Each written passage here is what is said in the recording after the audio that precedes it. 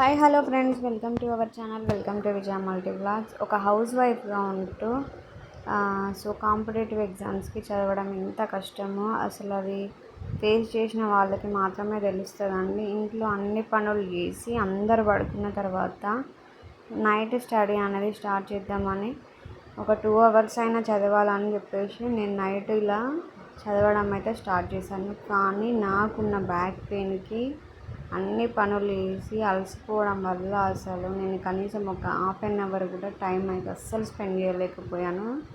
నా వల్ల అస్సలు కాలేదండి. ఎంత కంట్రోల్ చేసుకున్నా కూడా బ్యాక్ పెయిన్, ఇంకా నెక్ పెయిన్, అలాగే చాలా నీరసము. ఇలా ఉంటుంది. హౌస్ వైఫే కదా, ఇంట్లోనే ఉంటుంది కదా, ఏం పనులు చేస్తుంది అని అనుకుంటారు. కాదు, అస్సలు కాదు అలాగా.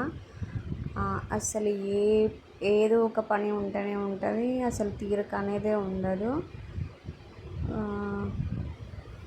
ఇలాగా ఉంటుంది. కానీ అయినా మనం అనుకున్న డ్రీమ్ కోసము ఎంత కష్టమైనా సరే ఆ కష్టాన్ని ఫేస్ చేసి ఆ కష్టాన్ని దాటుకొని జాబ్ అయితే రావాలి అని చెప్పేసి కష్టంతో చాలా కష్టమైన దాన్ని ఇష్టంగా మలుచుకొని ప్రిపరేషన్ అనేది చేస్తూ ఉన్నాం. నాకంటే ఇంకా హార్డ్ వర్క్ చేస్తూ కూలి పని చేసుకొని చదివే వాళ్ళు చాలామంది ఉన్నారు. కానీ వాళ్ళ పరిస్థితులను బట్టి వాళ్ళ బాడీ అనేది అలవాటు అయిపోతుంది. కాబట్టి ఇప్పుడు నేను ఎన్ని పనులు చేసినా నాకు కూడా చాలా అలసటగా అనిపించింది. కాబట్టి ఎవరు హౌస్ వైఫ్ ఇంట్లోనే ఉంటుందనే చీప్ మెంటాలిటీ మాత్రం అది తీసేయండి. ఇప్పుడు ఇలాగైతే నేను కనీసం నైట్ ఒక ½ an hour కూడా అస్సలు టైం స్పెండ్ చేయలేకపోయానండి. ఒక 20 minutes ఏమో చదివాను అంతే. అంతకు మించి ఇంకా నేను ఎక్కువ చదవలేకపోయాను అండ్ నా వల్ల కూడా కాలేదు.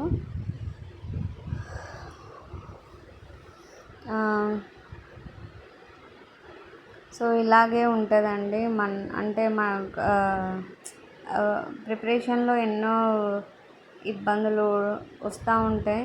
కాబట్టి వాటన్నింటినీ ఓవర్కమ్ చేసుకోవాలి. కానీ అన్ని ఇబ్బందులు వచ్చినా కూడా మనకు ఆ స్పిరిట్ అనేది పోవద్దు. జాబ్ వస్తుంది, నేను జాబ్ కొట్టగలను అనే ఒక ఎయిమ్ తోటి అయితే మనము ఉండాలి. ఎంత కష్టమైనా సరే ఇష్టంగా దాన్ని స్వీకరించగలగాలి. ఇంకా నేను బిఫోర్ మ్యారేజ్ అయితే బాయ్ దగ్గరికి వెళ్ళి కూడా చదివేది. అప్పుడున్న పరిస్థితులకి అప్పుడున్న వాటికి ఇప్పుడున్న వాటికి చాలా డిఫరెన్స్ వచ్చింది. కానీ ఇప్పుడు ఇంట్లో పనులు వేసుకొని చదవాలంటేనే ఇబ్బందిగా ఉన్నది. ఇప్పుడు ఇంకా రెస్పాన్సిబిలిటీస్ అవి చాలా ఎక్కువైపోయినాయి కదా. అప్పుడున్నంత కొంచెం స్ట్రాంగ్గా ఇప్పుడు ఉండలేము కదా. బిఫోర్ మ్యారేజ్కి ఆఫ్టర్ మ్యారేజ్కి చాలా డిఫరెన్స్ అనేది ఉంటుంది. ఇలాగా నా ప్రిపరేషన్ అనేది కష్టాలతోటి వాటిని ఇష్టంగా మలుచుకుంటూ నా ప్రిపరేషన్ అనేది కంటిన్యూ అయితే అవుతుందండి.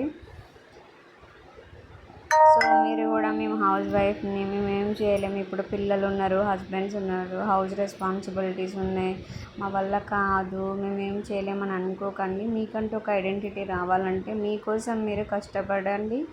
మీకోసం మీరు ఒక జాబ్ అయినా లేదంటే మనం ఇంట్లో పనులు ఎన్ని చేసినా కూడా మనకు వాల్యూ లేని లైఫ్ అంటే ఒక హౌస్ వైఫే అండి. చాలామంది అట్లాగే ట్రీట్ చేస్తారు. కాబట్టి మనకంటూ ఒక ఇది ఉండాలి అని అనుకుంటే నాకు చదువు ఇంకా అలాగే ఒక్కొక్కరికి ఒక్కొక్కటి ఉంటుంది కదా. దాంట్లో అయితే ఉండండి. ఇదండి video. Thank you for watching.